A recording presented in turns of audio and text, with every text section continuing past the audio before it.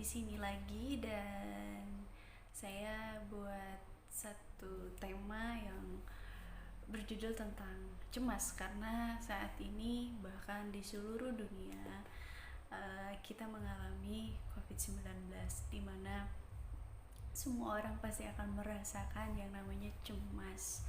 Dan sebelum kita ngalamin COVID-19 juga dalam kehidupan sehari-hari kita juga pasti kita mengalami yang namanya cemas. Sebenarnya cemas itu wajar ya, karena itu manusiawi dan setiap manusia, setiap kita yang masih punya pikiran mengalami hal itu pasti, termasuk saya sendiri. Dan kebanyakan dari manusia juga suka mendramatisir tentang masa depan dan masa lalu. Nah, itu yang membuat orang cemas. Dan kita juga tidak pernah tahu, contoh sederhananya adalah kita tidak pernah tahu 1 jam ke depannya kita apa yang terjadi, kita tidak pernah tahu tentang hal itu. Dan itu bisa dikatakan oleh kita adalah tentang misteri Tuhan ya, misteri ilahi. Nah, banyak orang yang merasakan cemas dan termasuk saya sendiri merasakan hal itu, terlebih lagi hari-hari ini. Dan kita tidak bisa pungkiri kita pasti akan merasakan cemas. Kemudian juga yang dampak COVID ini juga dari semua kalangan, baik kalangan bawah sampai kalangan atas itu ngalamin semua. Tapi menurut saya ketika kita masih bisa makan, kita masih bisa minum, kita bersyukur ya, karena di luaran sana juga masih banyak kawan-kawan kita, teman-teman saudara kita yang terkena dampaknya ini begitu menyedihkan seperti itu. Dan saya masih bersyukur ketika saya menengok hal itu karena saya masih bisa makan. Walaupun saya di rumah aja sudah hampir 1 bulan ini saya di rumah. Awal-awalnya juga saya mengalami cemas waktu pertama kali COVID masuk ke Indonesia ya. Waktu itu saya punya usaha dan saya juga khawatir tentang karyawan saya mencemaskan mereka, dan semua itu ada di pikiran saya dan itu bermain terus di pikiran saya. Dan sepertinya hal itu membuat kita semua itu cemas. Akhirnya saya putuskan, saya ngomong sama mereka, mulai hari ini itu sekitar semingguan, itu kan lagi rame-ramenya ya, mulai hari ini kita tidak boleh membicarakan virus corona lagi. Kita harus membicarakan tentang kekuatan. Jadi saya selalu bilang sama mereka, jangan sebarkan ketakutan tapi sebarkan kekuatan, karena itu yang membantu kita. Nah, cemas, kalau saya kembali lagi ya ke topik cemas ini sesuatu hal yang wajar, dan sebagai manusia kita punya rasa cemas. Baik, kembali ke topik ya. Cemas itu emosi ya, salah satu bentuk emosi, karena emosi kita itu kan ada sedih, ada gembira, ada cemas, ada khawatir. Cemas sama khawatir beda-beda, sama aja ya. Tapi perlu kita sadari bahwa di dalam hidup ini selalu ada yang namanya berpasangan. Contohnya begini, ada sedih pasti ada tawa, ada gembira pasti ada sedih, kemudian dan seterusnya, itu terus berpasangan. Pasangan ada laki-laki ada perempuan ya. Jadi jangan khawatir, semuanya juga pasti akan bisa kita lewati. Karena kalau misalnya kita mengalami satu masalah, pasti ada jalan keluar, sama seperti cemas. Dari saya yang pernah saya alami cemas itu, saya ngalamin cemasnya begini. Saya khawatir tentang masa lalu dan juga masa depan. Bisa kita bayangin seperti ini. Ketika hal itu datang ke diri saya, yang saya lakukan adalah saya menerimanya. Oke, tidak apa-apa saya cemas. Oke, tidak apa-apa, saya hanya perlu menyadarinya. Dengan rasa cemas tersebut, saya sadari, saya resapi, oke, saya menerima rasa cemas itu. Saya berteman dengan rasa cemas itu. Kemudian ketika sudah merasa tenang kita ngomong sama diri kita sendiri, ya oke ya, tidak apa-apa saya merasa cemas, karena itu wajar. Kenapa kita merasa cemas? Yaitu kita mengkhawatirkan masa lalu dan juga mengkhawatirkan masa depan. Padahal kita hidup di masa sekarang. Ya, kita hidup sekarang, bukan hidup di masa lalu, bukan juga hidup di masa depan. Loh, kalau seperti itu boleh nggak? Kalau kita memikirkan masa depan, boleh, tidak masalah. Ya, saya bisa contohnya kita memikirkan masa lalu, apakah kita bisa kembali di masa lalu? Padahal masa lalu itu hanya membuat kita cemas, tidak akan mengubah apa-apa. Contohnya orang yang pernah mengecewakan kita, orang yang pernah membuat kita sedih, orang yang pernah hadir dalam hidup kita mungkin, yang masih kita cemaskan, yang masih kita khawatirkan, kita mengingat masa lalu kita. Nah, kuncinya adalah berdamai dengan masa lalu, kemudian berdamai dengan masa depan.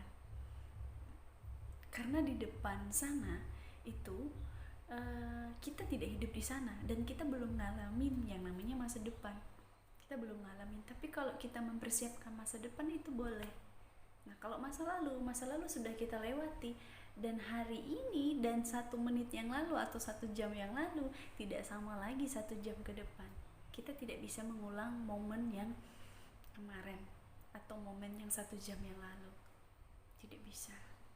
Bisa teman-teman bayangin kalau kita memikirkan, mencemaskan, atau kita menginginkan momen seperti 1 jam yang lalu. Tidak bisa. Ingat, kita hidup sekarang, bukan hidup di masa lalu atau masa depan. Kita perlu menyadari itu saja. Ketika kita menyadari itu, maka kecemasan kita akan berangsur-angsur pulih. Apapun itu bentuk kecemasan kita, semuanya akan berangsur pulih. Intinya adalah menerima rasa cemas itu. Kita terima, kemudian kita sadari. Kemudian kalau misalnya teman-teman, pasti banyak teman-teman yang sekarang ini kan di PHK karena kasus COVID-19 ini, kemudian banyak teman-teman yang di PHK, kemudian juga usahanya kurang lancar. Kalau yang dalam wirausaha, semua jenis usaha, lapisan usaha itu semuanya mengalami dampak dari COVID-19 ini. Tapi perlu teman-teman sadari, karena setiap ada penderitaan itu pasti akan ada kegembiraan di depannya nanti. Nah, itu aja yang perlu kita percaya.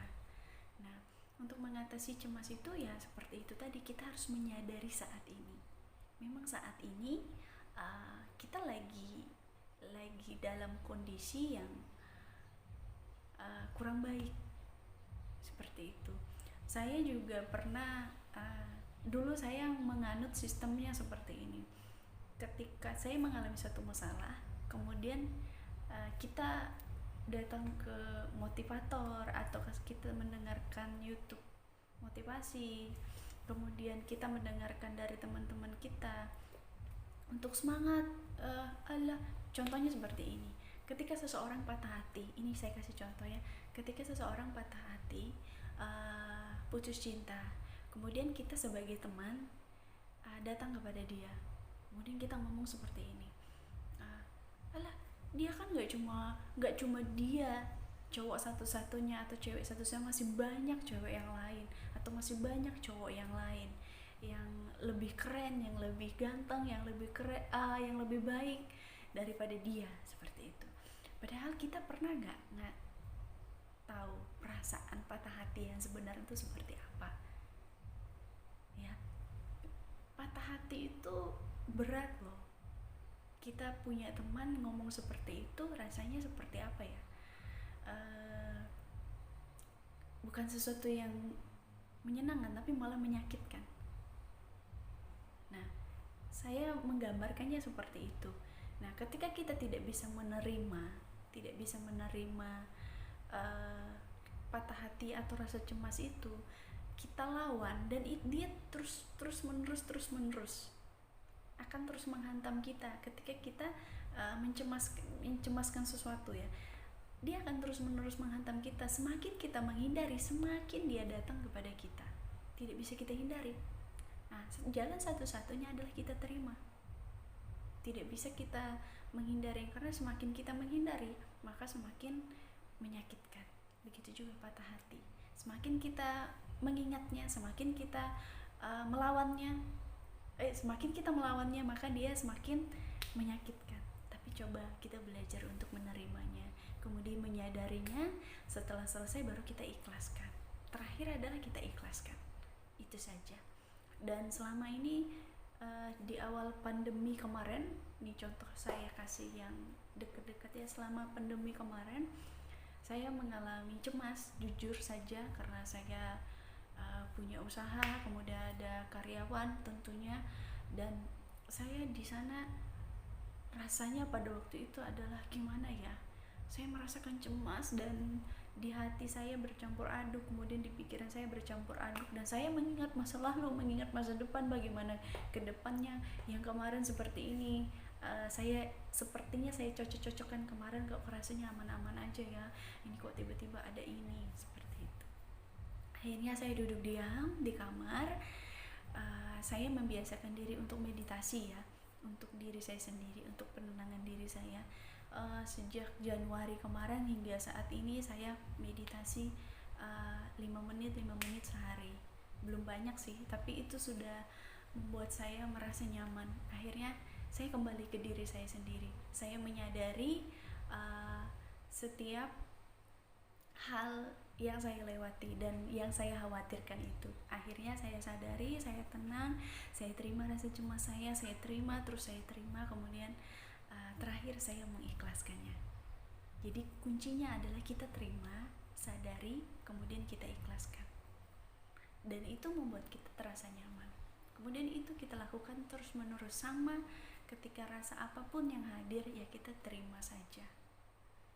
Ya, mungkin itu ya ngobrol kita kali ini. Saya ngobrol tentang mengatasi rasa cemas. Sederhana ya, tapi itu luar biasa bagi saya. Dan teman-teman juga boleh coba deh.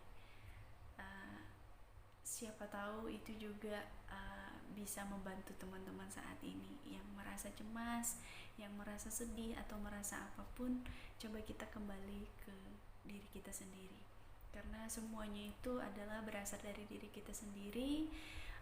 Kemudian kita tidak bisa pinjam orang lain, atau orang lain bertanggung jawab atas kesedihan kita atau kebahagiaan kita, itu tidak bisa. Tapi kita sendirilah yang bertanggung jawab untuk diri kita sendiri. Mungkin itu aja dari saya.